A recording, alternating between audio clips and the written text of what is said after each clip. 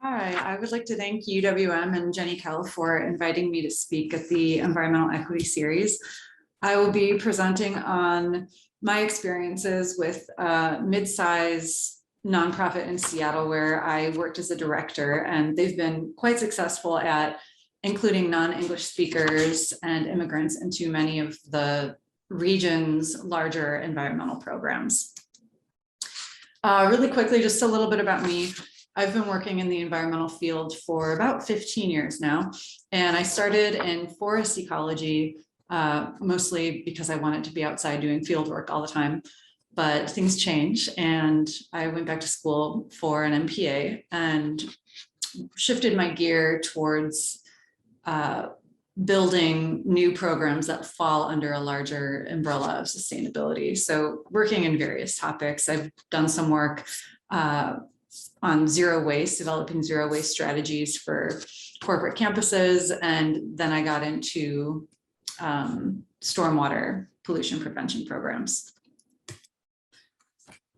But enough about me. I'm here to talk about ECOS. Like I said, a Seattle NGO. They employ about 50 people and work in a lot of different areas. There's stormwater permit compliance and green stormwater infrastructure. That was my focus. They work on recycling and food waste, electric vehicles, solar energy, brownfields, all kinds of things. It's really varied, but what they do that is really special and what they're really good at is bridging the knowledge and culture and language gaps, which are often the greatest barriers that immigrants, refugees face when they come to a new place and they're trying to access environmental programs or environmental services and solutions. And these are things that really help improve someone's quality of life and their well-being. So it really does get at what the essence of environmental equity is, having people with the ability to have access to these things. So since ECOS has so many programs, I just had to pick two to highlight. The first is called Rainwise, which is a green stormwater infrastructure installation program. And the second is called New Arrivals, which is just as it sounds, geared towards people that have just arrived in a new country in Seattle. So first, Rainwise. This is a program developed by King County and Seattle Public Utilities. It's a partnership, and ECOS is also involved.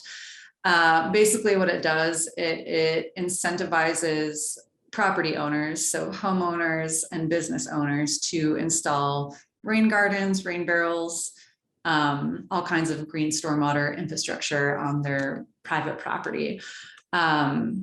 The incentive comes in the form of a rebate that in many cases can cover up to 100% of the cost. You put the cost in up front and then you get a rebate at the end. It's been really effective in terms of reducing flooding in problem areas and also filtering out pollutants from stormwater runoff. When the program got started, it was participation, you could say, was primarily from the north side of the city, and there wasn't a lot of participation from the south. So this is a map of Seattle, and it's an equity map. So it takes into account a lot of different demographics, people of color, foreign-born, non-native English speakers, incomes below the poverty level, educational attainment, and then a variety of health metrics such as obesity rates and asthma, even amount of leisure time you have and access to green space. So you can see a clear racial and equity difference through this map. I think part of why participation was relegated to the north side had to do with the complexity of the problem. And ECOS was invited into this project team to help try to figure out some of these nuts and bolts. And so the first thing we realized is, yeah, it's complex. You have someone come and do a site visit to try to calculate your potential rebate. And then there's contractors that come, and then there's a post-installation follow-up visit, lots and lots of paperwork, and the whole process can take up to 4 to 6 months. So it's not the easiest thing, and you can imagine trying to go through this either way, it's complicated. And then if English isn't your first language, it's almost impossible at that point. So this was recognized by ECOS. And so the first thing is a pretty obvious thing: translation and transcreation of materials. But that's never enough. You got to take it a step further. So the more ECOS got to know about the program, they saw a few things that they could change that would have a huge impact. And one of them was developing a pool of contractors, so the people that go and do the actual installation that can speak multiple languages. So to qualify as a contractor for this program, you have to go through a training put on by the county. And so ECOS came in and started offering the training in multiple languages. So then you get contracting crews that are maybe from immigrant and refugee communities, or people that are bilingual, whatever the makeup is. We had this pool of people that could speak many languages. So if there was a homeowner participating who speaks Vietnamese, we could pair the homeowner up with a Vietnamese contractor. ECOS would also shepherd that process all the way through in language. So that really helped. And then the other thing, which I just thought of, so I don't have a slide for it, is they had mini grants to help people with the upfront costs, because not everyone has hundreds or $1,000 to put upfront, even though, you know, it's coming back in the form of a rebate. So that helped out too. And then, of course, once we were able to broaden where the installations were happening, you have to promote that and celebrate it. So up in the corner, you see Seattle's first mosque who ever went Rainwise. And down in the bottom with all those rain barrels, that's a Chinese restaurant, which is really popular and actually like a meeting space and cultural hub. And they became Rainwise. So in both of these cases and many others, ECOS would have big parties and invite people from the community, and there would be food. And it's also a really great way to promote the program to other businesses and homeowners that might want to try it out. All right, the second program I'd like to feature is the New Arrivals program, Building Equity in Underserved Communities. And I really like to highlight this one because it epitomizes the organization's mission specifically for immigrants and refugee communities. When people arrive in a new country, they have a lot of questions, and they have a lot of environmental questions. Are the fish from the river safe to eat? Is the tap water safe to drink? How does the city's recycling, municipal composting, trash service work? There's all kinds of questions. And the ultimate goal is to provide in-language answers, culturally relevant education, and also provide people with opportunities for connection to their environment that get at the root of some of their questions that they had or the concerns that they have. This is done through 3 steps: assessment, education, and then the connection, personal experience component. The assessment is pretty straightforward. This is going into the communities and through focus groups or one-on-one conversations, just trying to learn what issues are important. I mentioned a couple of them on the previous slide. Drinking water always comes to mind. We try to just pluck out some themes that we can focus on for the educational component. Here in the bubbles, you can see some themes that would come up year after year. We've got drinking water, I mentioned, safe fishing, outdoor access and regulations, understanding trash and composting. And this can happen in a variety of means. The education part, we would do formal workshops, one-on-one discussions, or sometimes even home potluck gatherings. And I know this all might sound a little vague, so I've got some examples to help solidify how this process actually works. My first example, the topic was healthy fishing in the rivers. This one is really cool to me. So in this picture, you see a man who is Cambodian, and he's really big into the fishing community there. There's a big Cambodian fishing community because in their home country, fishing was really important. And so it's something that you come to Seattle and you keep doing it. And he had been fishing in Seattle's only river. It's called the Duwamish River for about 30 years, eating the fish. His family's eating the fish, and he was unaware of the fact that it's a Superfund site and it's incredibly toxic to do so. So what ECO started doing was we would send people out into these, for lack of a better term, toxic fishing holes where people were fishing around all this heavy industry, and go and start having one-on-one conversations or set up a little table to try to give people the information in language that they need. The program is popular and it grew from there, and with some EPA funding and a partnership with the Department of Fish and Wildlife, we were able to go out and not just share information, but find people within that community who would become paid employees. They're called community health advocates, and they are that person for that community that can spread the word and share the information that needs to be out there. So it's one part getting the information out, but another part is growing environmental leaders within each community so they can feel empowered and take their own health into their own hands, essentially. So another topic of interest, I always like this one, it's product safety. And it seems really simple, but if you're not reading in English, if you're not comfortable with the language, it's really hard to understand some hazards from things that you buy in the store. A lot of people in the conversations, we would hear things like, oh, in the United States, if you buy it in the store, it's safe. And we know that's not the case. There's a lot of potential hazards.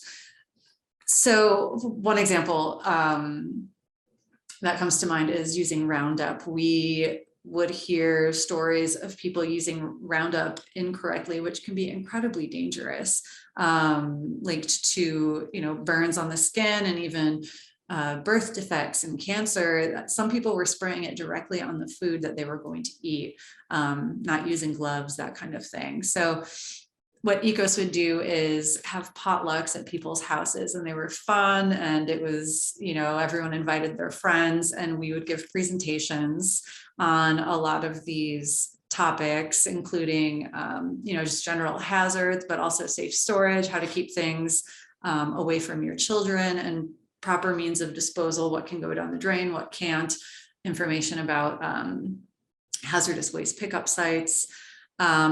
And then, of course, alternatives. So you come, you have a potluck, it's a gathering, and then you get to do a hands-on thing, like make some kind of green cleaning solution with vinegar and essential oil. So it was a really fun night and a learning experience. And, from there, leaders also emerge. People that come to these gatherings take it out and they share it with their friends and houses down the street, and word spreads from there.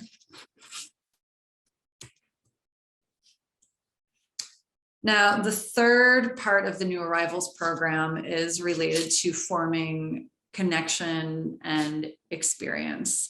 A lot of immigrants and refugees were really connected to nature in their home country, but then you arrive somewhere new and it can be a little daunting. It's the Pacific Northwest. Maybe you're unfamiliar with the wildlife and it seems intimidating. Maybe you don't have a car or the right gear. There's a lot of reasons why people might not be getting out. Also, some people that have arrived spent time in refugee camps and don't have a lot of outdoor experience, so it's intimidating to start.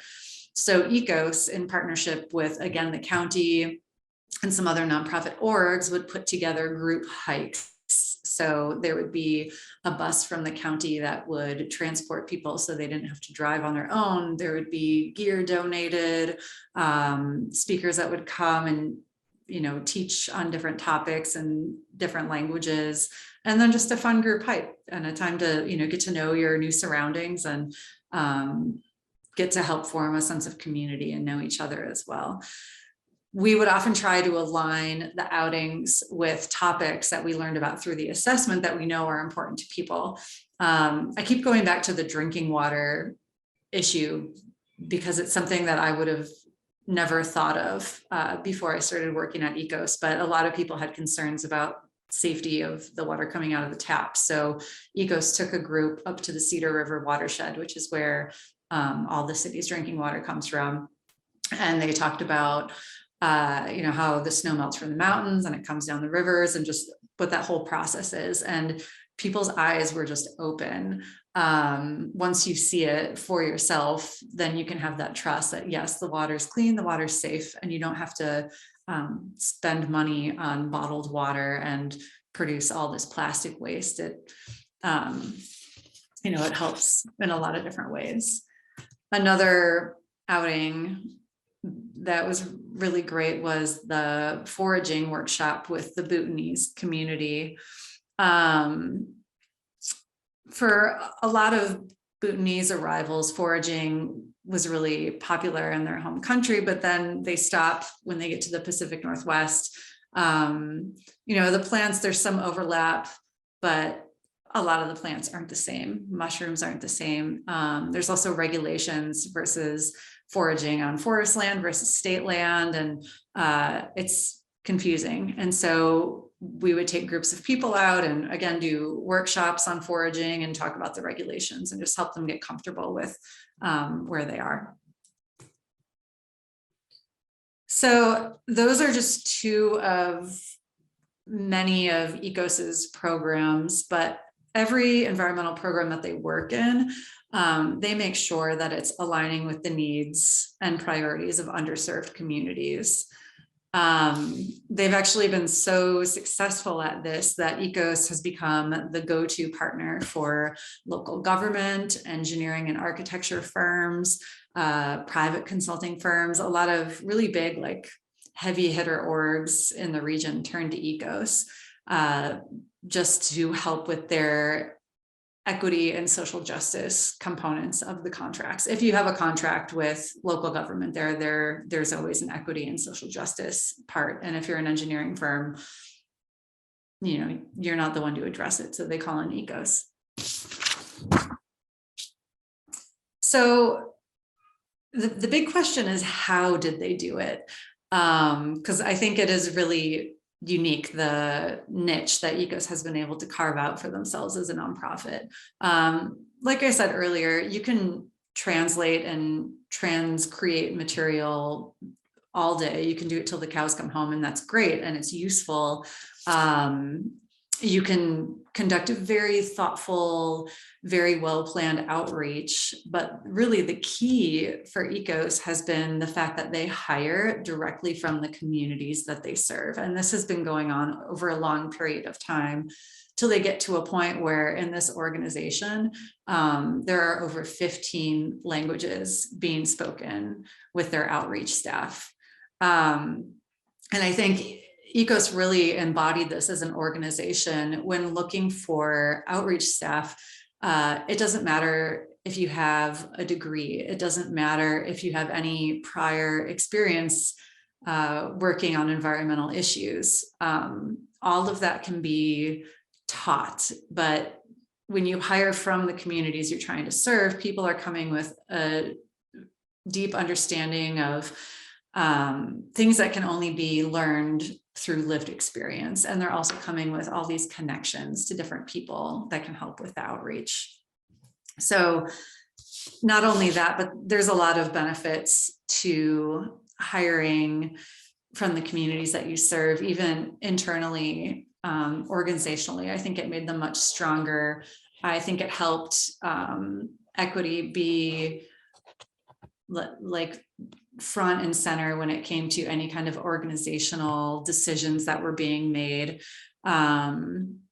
It just had a real impact on the organization internally as a whole, and made them stronger and better at what they do.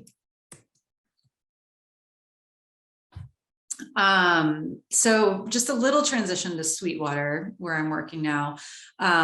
Sweetwater is, a science and advocacy organization that helps with a lot of MS4, that's stormwater permit compliance issues, in an effort to big picture try to make our local waters and watersheds fishable, swimmable, enjoyable for all.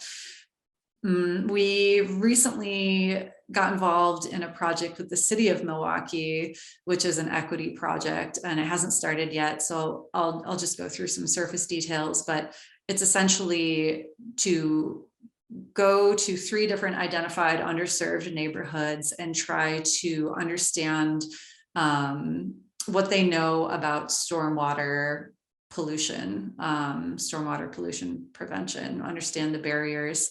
And so we actually have an intern from UWM who's doing some great asset mapping for us and researching past efforts, learning what worked and what failed, and helping to identify community groups that can eventually help in some focus groups.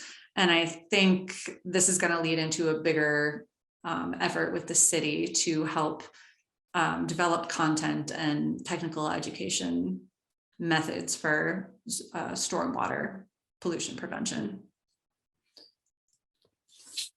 So speaking of interns, we love interns, and we love interns from UWM and the School of Freshwater Sciences. We have a lot of different areas, but I'm specifically looking for interns for some more technical work, probably late spring through the summer. It's very flexible. I'm conducting an outfall sampling and water quality inspection program. So a lot of field work, data gathering, doing a little bit of bacteria, growing some bacteria in a lab. So if that is of interest to anyone, please email me. Or if you want to learn about some of the other internship areas, I'm happy to answer those questions. And finally, thank you for listening. I hope it was useful and that you learned a little bit about what nonprofits can do in the sphere of environmental equity. And if you have any questions about the presentation about ECOS or Sweetwater, please don't hesitate to email me. Thank you.